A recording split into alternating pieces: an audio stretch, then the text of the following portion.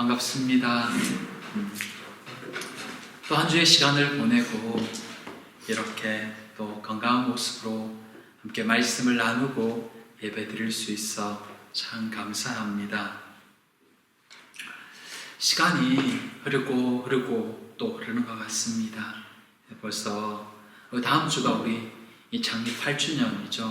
감사 예배로 드리는데 참 시간들이 빨리빨리 지나가고 올라가는 것 같습니다.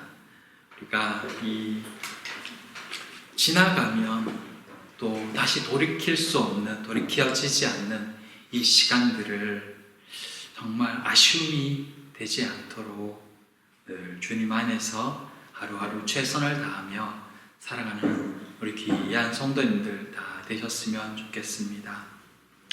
오늘은 이 마태복음의 말씀으로 잠시 은혜를 나누고자 합니다.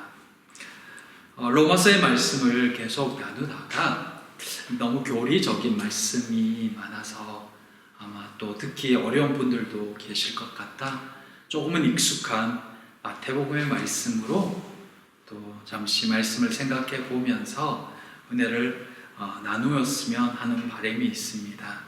그래서 우리 또 마태복음의 말씀도 쭉 같이 나누면서 주의 말씀을 기억해 보았으면 좋겠습니다. 오늘 본문은 이 세례 요한에 관한 말씀입니다. 오늘 본문은 갑작스럽게 등장한 세례 요한 그리고 또 긴장감을 던져주는 말씀으로 시작을 합니다. 아무런 소개도 없이 세례 요한이 광야에서 등장하는 것도 그렇지만 또 그의 첫 마디의 말이 회개하라 라는 것도 그 당시 사람들에게는 상당히 충격적인 말이었을 것입니다. 그가 갑자기 등장해서 회개하라고 말하는 이유는 천국이 가까웠기 때문이다 라고 표현합니다. 천국을 맞이하기 위해서 회개해야 된다라는 뜻입니다. 현대 기독교사에 있어서 교회 성장에 별로 도움이 되지 않는 몇 단어가 있다고 오해하는 그것 중에 하나가 바로 이 회개라는 단어이고 죄라는 단어입니다.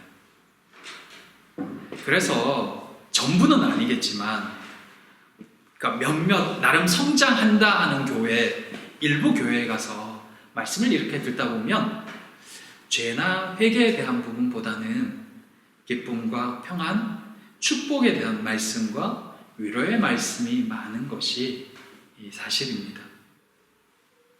현대 그리스도인들은 일상생활에 많이 지치고 힘들고 또 바쁘고 피곤하기 때문에 교회에 와서라도 쉼을 얻고 위로의 말을 듣고 싶고 또 기분 좋고 기쁜 소리를 듣고 싶어 한다 생각해서 교회에서도 그런 이야기를 많이 해주어야, 그런 말씀을 많이 해주어야 부흥하고 성장한다라는 것입니다. 근데 실제로 그래서 저도 미국 교회 목사님들 설교를 많이 듣지는 않지만 이제 가끔 이렇게 이제 요약본이라는 걸 듣다 보면 또는 설교집을 보다 보면 그 중에서도 어떤 대형 교회들을 보면 그 설교의 대부분의 말씀이 축복에 관한 말씀, 위로에 관한 말씀이 많을 때가 되게 많다는 것을 느낍니다. 그리고 사실 한국 교회도 생각보다 그런 경향이 많죠. 위로와 축복이 전해진다는 것, 사실 그건 나쁘거나 잘못된 건 아니라고 생각합니다. 왜냐하면 하나님에게서가 아니면 어디서 참된 위로와 이 복을 누릴 수 있겠습니까? 그런 면에서 보면 교회에서 그 위로와 축복을 선포하는 것은 잘못된 것이 아닙니다. 우리 교회에도 사랑하는 성도들에게 하나님의 위로와 복이 있기를 정말 소망하고 또 기도합니다. 근데 이 위로와 하나님이 주시는 복이 제대로 이루어지기 위해서는 우리가 기억해야 될 것이 있습니다. 그게 뭐냐면 바로 주님께 온전히 나아가는 것입니다. 주님의 위로를 기대하는 사람은 그만큼 치열한 신앙의 삶이 있어야 된다는 것입니다. 세상에서 내 하고 싶은 대로 다 하다가 와서 하나님께 와서 복받고 싶습니다, 위로받고 싶습니다 라는 것은 신앙인의 모습에서는 말이 되지 않는다는 것입니다. 주님의 복을 받기 위해서 나오는 게 아니라 주님 앞에 온전히 서고자 힘쓸 때 그곳에 주님의 복이, 위로가 임한다는 것입니다. 주님을 만나지 않고는 주님이 주시는 복을 누릴 수가 없습니다. 오늘 본문에 이 갑작스럽게 등장한 세례 요한이 외치는 첫 마디가 회개하라입니다. 회개해야 되는 이유는 천국이 가까웠기 때문이라는 것입니다. 이걸 바꾸어 말하면 회개가 없이는 천국에 들어갈 수 없으며 또한 천국의 삶도 누릴 수 없다는 것입니다. 천국의 복도 천국의 위로도 온전히 누릴 수 없다는 것입니다. 그러니 회개해야 한다는 것입니다. 근데 문제는 주님 앞에 설 날이 얼마 남지 않았다라고 표현하는 것입니다. 시간이 점점 가까워진다는 것입니다. 그러니 지체하지 말고 회개해라 라고 말하고 있는 것입니다. 이것이 오늘 이 본문이 긴박하게 외치고 있는 음성입니다. 오늘 본문을 다시 한번 보겠습니다. 지금 세례 요한은 광야에서 외치고 있습니다. 근데 그의 모습은 이미 700여 년 전에 이사야 선지자를 통해서 예언되었던 그 모습 그대로입니다. 3절에 그는 선지자 이사야를 통하여 말씀하신 자라 일렀으되 광야에 외치는 자의 소리가 있어 이르되 너희는 주의 길을 준비하라 그가 오실 길을 곱게 하라 하였느니라. 지금 세례 요한의 외침은 주의 길을 준비시키는 외침이며 주님의 오실 길을 곱게 하는 외침이라고 표현합니다. 근데 그것이 어떻게 이루어지느냐? 바로 회개해야 된다는 것입니다. 회개하며 주님 앞에 나아갈 때에야 주님의 오심을 맞이할 수 있다는 것입니다. 이 말씀을 좀 더 명확히 기록하고 있는 것이 이 마가복음 1장 15절입니다. 마가복음 1장 15절 이렇게 됩니다. 이르시되 때가 찼고 하나님의 나라가 가까이 왔으니 회개하고 복음을 믿으라. 그렇다면 주님의 길을 준비하고 주님을 만날 수 있는 유일한 길이 회개하는 것이라면 우리 또한 이 회개에 대해서 좀 더 진지하게 그리고 분명하게 알아야 됩니다. 우리는 회개기도 자주 하죠. 진짜 그리스도이니까요.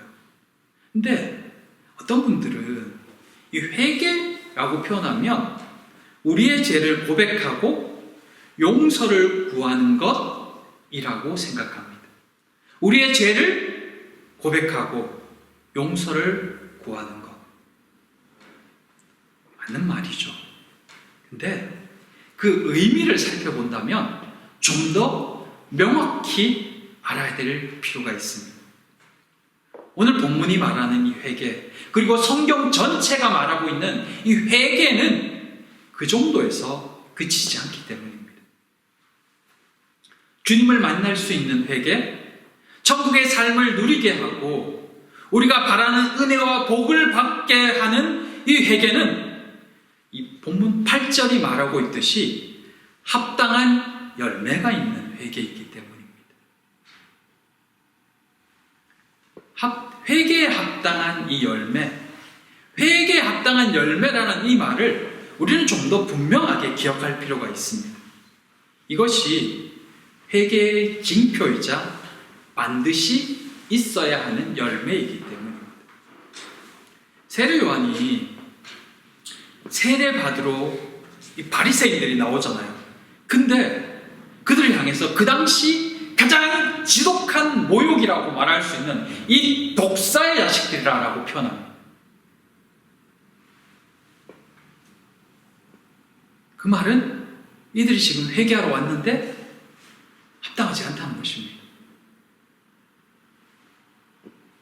그들에게서는 이 회개에 합당한 열매가 보이지 않는다는 것입니다.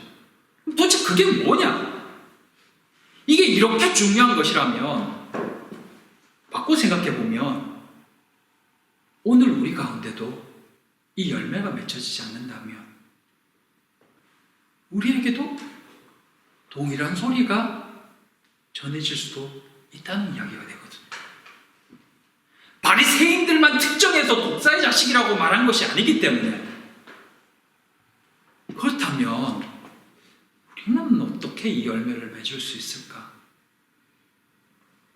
이 부분도 생각을 해야 된다는 것입니다. 그래서 회개가 뭘까? 이 회개라는 단어, 메타노에오라는 이 단어는 다르다, 또 생각이라는 그 단어가 합쳐진 헬라어입니다. 생각을 다르게 하다, 생각을 고치다, 이런 뜻이죠. 따라서 이 단어는 죄의 고백을 포함한 돌이킴의 의미가 강한 단어라는 것입니다. 가던 길에서 살아가던 삶의 방식에서 돌이켜 그 반대 방향으로 가는 것, 그것을 회개라고 표현하고 회개에 합당한 열매라고 표현한다는 것입니다.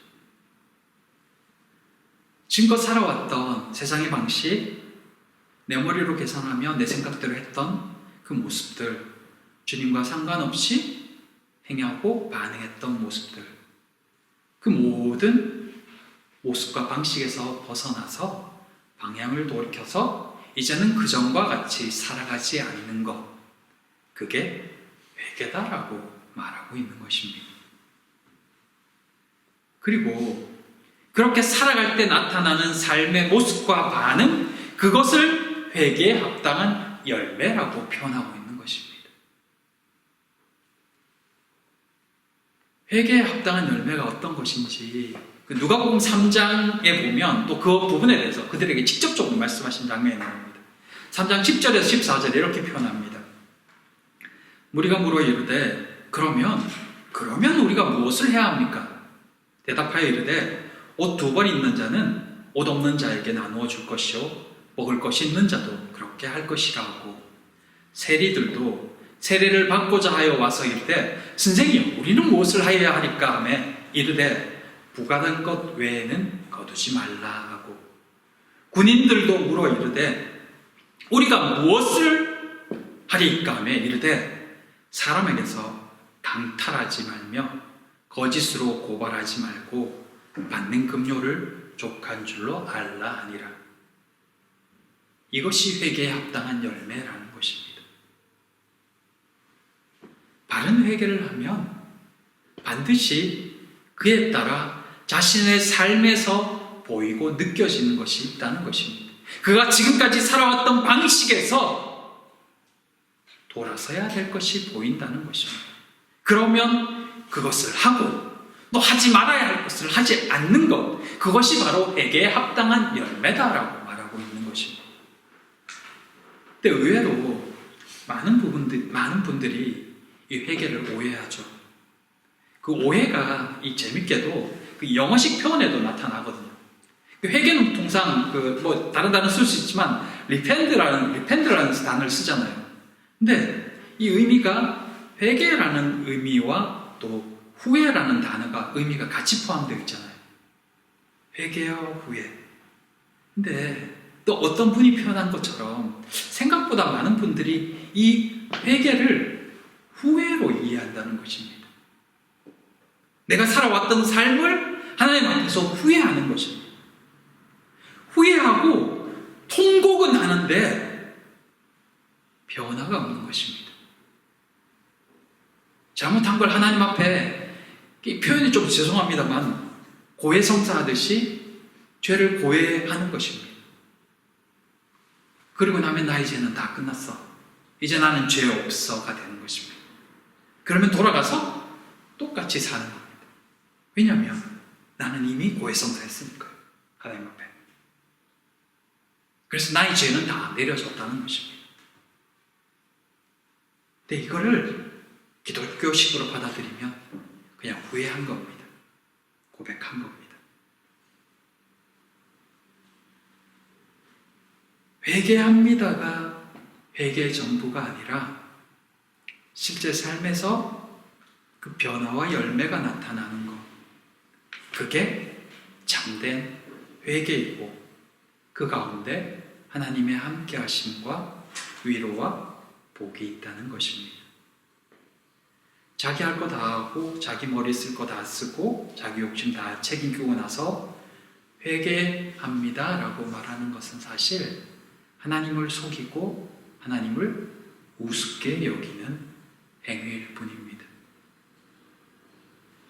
회개합니다 라고 말한 뒤에 일말의 부끄러움도 없이 다시 동일한 행위를 하는 것은 하나님을 만홀히 여기는 것입니다. 그런 곳에는 회개의 열매도 맺히지 않고 변화와 능력도 나타나지 않습니다. 바리새인들이 왜 독사의 자식이라는 말을 들었을까요? 그뿐 아니라 예수님조차도 그들을 향해서 독사의 새끼들이라고 표현하신 이유는 그들의 회개치 않는 외식과 위선 때문이었습니다. 그들은 자신들이 아브라함의 자손들이기 때문에 또한 자신들에게는 하나님이 주신 율법이 있기 때문에 자신들은 자동적으로 하나님의 나라에 들어갈 것이라고 믿었습니다. 그러기에 회개 따위는 그렇게 중요하지 않았던 것입니다. 그럼 그들에게 하나님 나라에 들어가기 위해서 회개해야 된다는 소리는 말도 안 되는 소리였겠죠.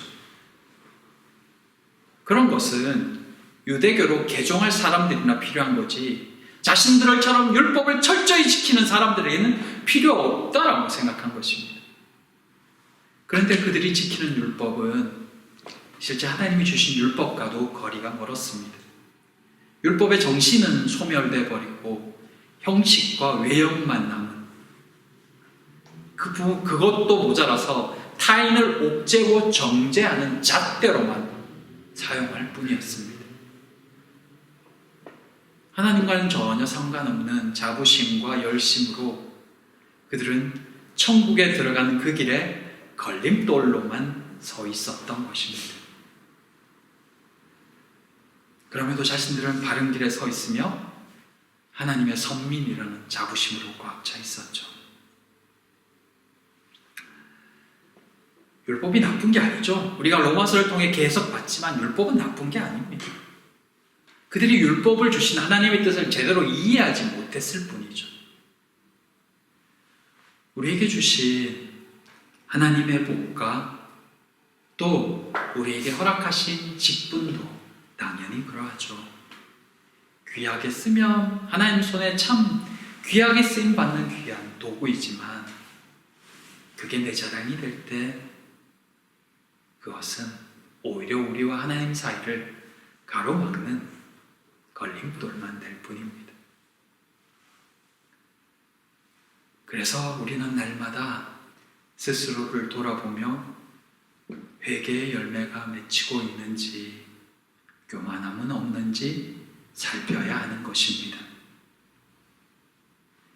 내게 있는 모든 것이 주님께로부터 왔음을 아는 겸손이 필요하고 주님이 주신 것으로 인해 오히려 주님과 멀어지고 있는 부분은 없는지 살펴야 하고 또 확인해야 합니다. 그것을 놓치는 순간 우리도 바리새인의 길을 따라갈 수 있다는 것입니다. 사랑하는 성도 여러분, 우리가 이 회개하라 외치는 세례 요한의 이 목소리를 다시 한번 기억할 필요가 있습니다. 우리도 물론 회개하죠. 날마다 우리의 연약함을 고백하고 하나님 앞에 서기를 몸부림치죠. 근데 기도뿐만 아니라 실제로 내가 회개의 기도를 드리는 그 숫자에 비례해서 나의 삶은 얼마나 달라지고 있는지 체크할 필요가 있다는 것입니다. 나의 생각은 얼마나 달라졌고 얼마나 더 하나님과 가까워졌고 더 나아가고 있는지, 하나님이 주신 은혜에 감사하는 만큼 우리는 얼마나 믿음으로 반응하고 있는지 살피고 또 살펴야 합니다. 그렇게 회개에 합당한 열매가 하나씩 둘씩 더 달려갈 때 우리의 삶에 하나님의 더 큰 위로와 은혜와 복이 임할 줄 믿습니다. 그것을 누리는 우리 모두가 되었으면 좋겠습니다. 그 은혜와 복을 마음껏 나누는 그런 우리 모두가 되기를 축복합니다. 오늘 본문에서 우리는 그 세례요한을 만나잖아요. 근데 그가 있는 곳이 특이하게도 유대 광야입니다. 광야는 알죠? 사막 같은 곳이거든요. 왜 그는 유대 광야에서 외칠까요? 복음을 외치잖아요. 그죠? 근데 정말 사람들이 듣기를 원한다면 사람들이 있는 데를 가야죠. 예루살렘 그 시내로 가든지 성전을 가든지 최소한 사람들이 많이 모이는 시장 바닥에라도 가야 되지 않을까요? 그래야 많은 사람들이 복음의 소리를 들을 것 같은데 왜 하필 광야였을까요? 아무도 없는. 뱀에게 들으라고? 짐승들 들으라고 광야에서 외치는 걸까요? 왜 광야였을까요? 더구나 요한은 제사장 가문이거든요. 제사장 가문은 당연히 성전에 있어야 되잖아요. 네. 오늘 본문도 그렇고 다른 복음서를 쭉 살펴보면 그가 회개를 접하는 그 순간에만 광야에 있은 게 아니라 쭉 오랫동안 광야에 머물러 있었던 걸 볼 수 있습니다. 그가 입고 있는 복장 역시도 광야의 복장임을 알 수가 있습니다. 왜 그는 사람들이 모이는 그곳이 아니라 광야에서 이 소리를 외칠까요? 그 이유는 첫 번째 3절에서 보듯이 광야에 외치는 소리가 있다는 예언의 말씀 때문이었습니다. 너무나 당연한 소리 같지만 이게 굉장히 중요합니다. 성경의 말씀을 따르고 있고 그 말씀대로 행하고 있다는 것입니다. 뒤에 주님의 모습도 나오죠. 그리고 주님의 사역의 모습에도 보면 항상 이것이 첫 번째가 됩니다. 말씀의 예언한 것.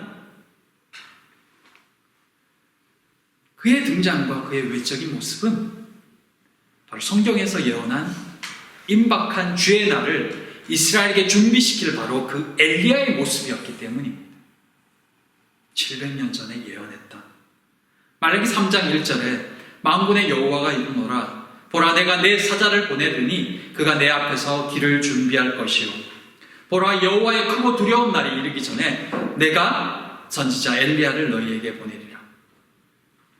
당시 유대인들은 자기 민족의 죄 때문에 바벨론 포로 이후에 줄곧 이방 민족의 지배를 받고 있는 것이라 생각했습니다. 그래서 그들은 정말 그 말라기 이후로 후반기부터 구약 후반부터 해서 신약 초기 이르기까지 끊임없이 자신들을 해방시켜줄 메시아를 기다렸습니다. 그들이 예수께 열광한 이유도 그것 때문이었습니다. 왜냐하면 자신들이 메시아를 기다리고 있었거든요. 자신들을 해방시켜줄. 그리고 그 일이 일어나기 전에 주의 날에 앞서서 나타날 선지자가 바로 이 엘리야의 모습으로 나타난 선지자의 도리였기 때문에 그들 또한 선지자 엘리야를 정말 기다리고 있었습니다. 그럼 그들 앞에 엘리야의 그 모습으로 광야에서 살아가는 그 모습으로 나타난 세례요한, 심지어 그의 전하는 메시지가 메시아가 오신다, 그날이 가까웠다, 임박한 하나님의 나라에 대해서 선포하고 있었기 때문에 사람들이 열광할 수밖에 없었던 것입니다. 그의 메시지를 전해 들으면서 또 그가 광야에서 그 옛날 엘리야처럼 그런 모습으로 하나님 나라가 곧 온다라고 외치고 있는데 수백 년을 기다렸던 메시아의 도래잖아요. 아, 오겠구나. 그런 마음이 들지 않았을까요? 그러니까 아무것도 없는 그 들판으로 광야로 사람들이 몰려드는 겁니다. 그냥 가는 게 아니라 그들이 그토록 기다려왔던 징조가 지금 보이니까 그 사람이 지금 나타났구나 싶으니까 그 메시지를 들으러 오는 거죠. 뜬금없이 광야로 가는 게 아니거든. 그래서 사람이 몰리지 않는 그 광야로 사람들이 몰려가서 그 이야기를 듣고 있는 거예요. 심지어 바리새인조차도 독사의 자식들아, 그 당시 최고의 모욕적인 표현인데 그 이야기를 들으면서도 꾸역꾸역 세례 요한 앞에 다는 건 혹시라도 그가 그 앞에 나타날 엘리야라면 그럼 안 되지, 이런 마음 때문에 그걸 간 겁니다.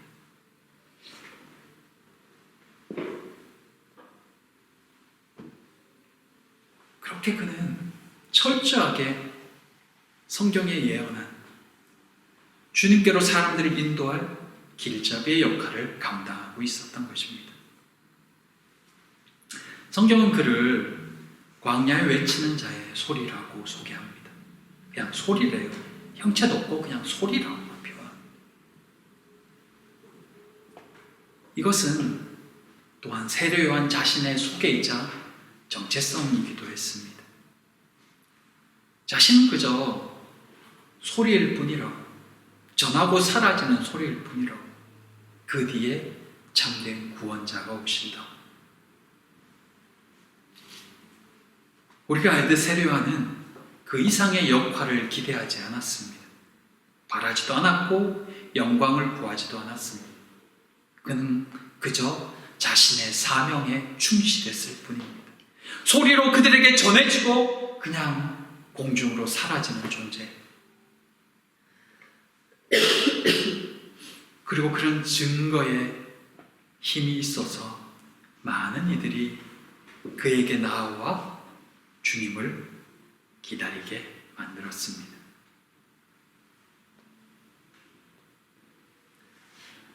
그 모습 때문에, 그 소리 때문에 많은 이들이 회개하라는, 앞에서 보았지만 유대인에게 회개하라는 말은 말도 안 되는 소리였고 들을 가치도 없는 소리였지만 그럼에도 불구하고 그들은, 깨달은 이들은 그 앞에 무릎 꿇고 자신의 죄를 회개합니다.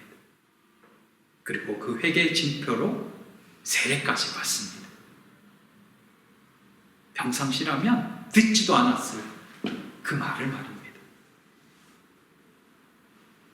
그렇게 그들은 세례를 통해서 자신들의 죄인임을, 지금 회개의 세례거든, 자신이 죄인이란 이야기거든, 나는 죄인 아니야, 하나님의 선민이야고만 생각하던 그들이 자신이 죄인이라고 고백하면서 무릎을 꿇고 주님을 맞이한다. 놀라운 일이 사실은 일어나고 있는 겁니다. 유대사에서는 결코 일어날 수 없는 일이 말입니다.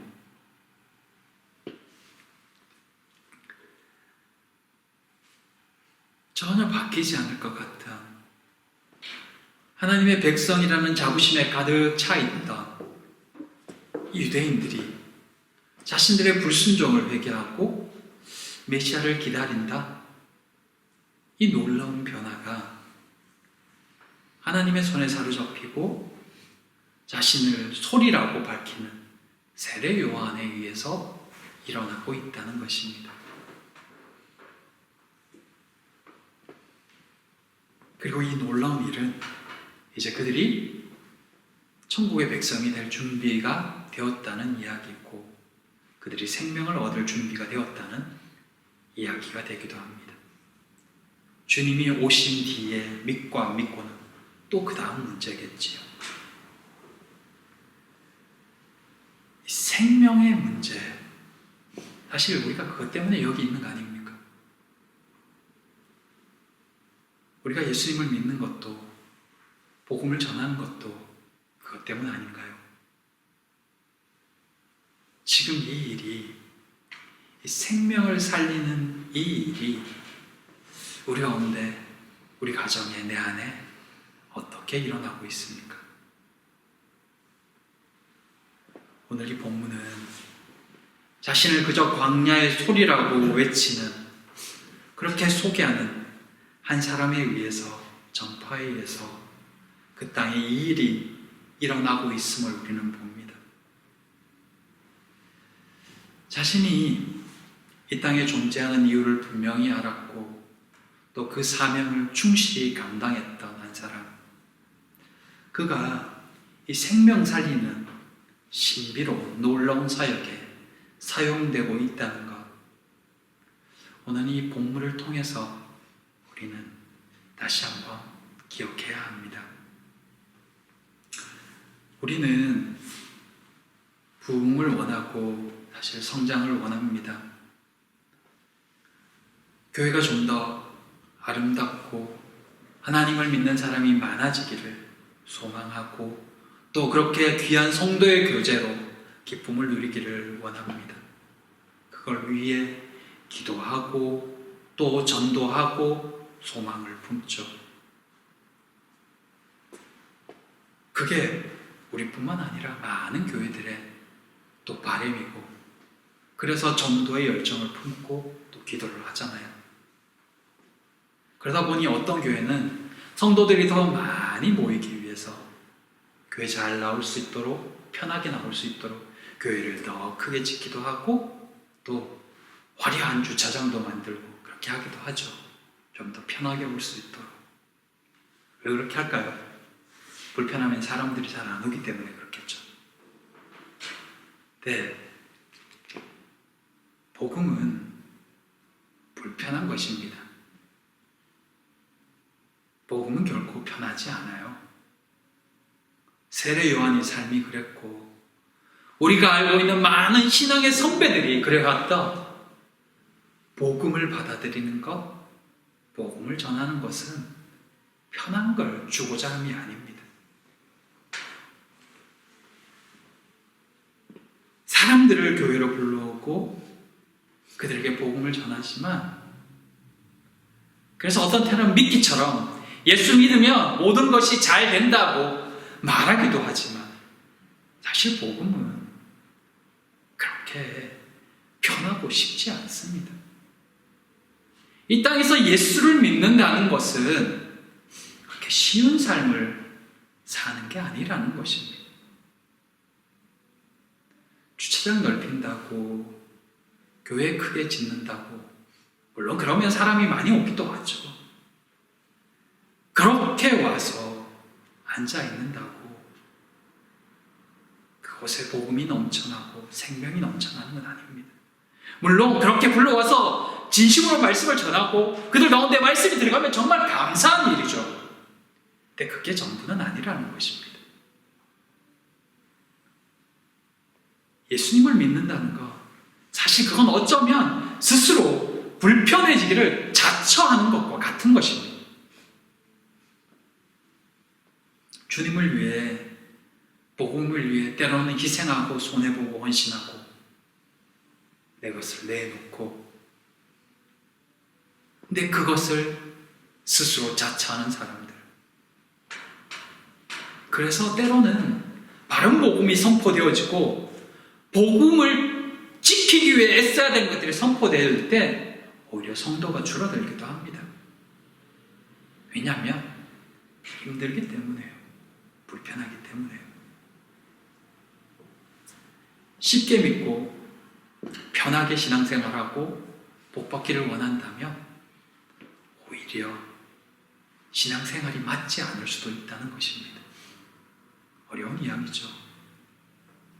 그러나 그런 불편한 것을 감수하고 그럼에도 주님 앞으로 나올 때 교회가 교회다워지고 성도가 성도다워지는 것입니다.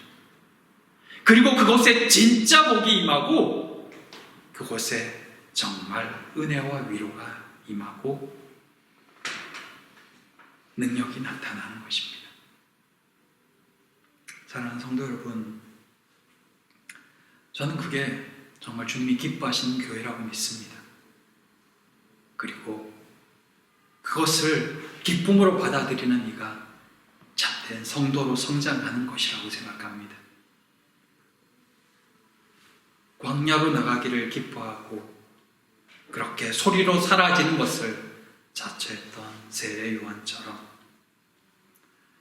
복음을 위해 모여던 우리도 그 길을 기쁘게 감당하는 성도가 되었으면 좋겠습니다. 우리 교회 역시도 그렇게 되었으면 좋겠습니다. 주님이 기뻐하시는 교회가 되기를 소망합니다. 주님이 기쁨으로 사용하는 성도가 되기를 축복합니다. 우리 함께 그 길을 걷고 그런 교회를 이루어가는 우리 모든 성도님들 되시기를, 그렇게 주님께 칭찬받는 그리스도인 되기를 진심으로 소망합니다. 이 시간 우리 함께 기도했으면 좋겠습니다. 내 안에 정말 주님의 은혜만이 충분합니다라는 마음이 있는지,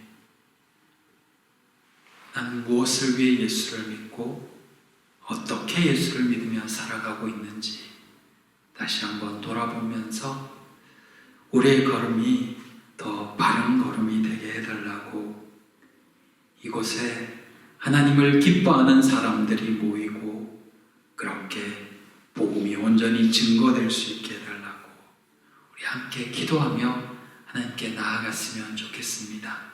우리 사모하는 마음으로 우리 하나님께 같이 기도하겠습니다. 사랑의 하나님, 이 시간 아버지께서 사랑하시는 귀한 이들이 한자리에 모였습니다. 다시 한번 자신을 돌아보며 주님 앞에 서기를 소망하는 이들의 모습을 보시며 긍휼을 베풀어 주시옵소서. 삶 가운데 주님을 먼저 생각지 못했던 저희의 연약함을 용서하시며 세상의 쾌락이 하나님을 섬기는 것보다 앞섰던 우리의 죄도 용서하여 주시옵소서. 우리 가운데 복음의 열정이 다시 살아나게 하시되 주님 안에서 그 열정을 불태울 수 있는 믿음도 허락하여 주시옵소서. 또 한 주를 살아갑니다. 주님과 동행하기를 소망합니다. 은혜를 베풀어 주시옵소서. 온전히 주님의 은혜만을 사모하오며 예수님 이름으로 기도드립니다. 아멘.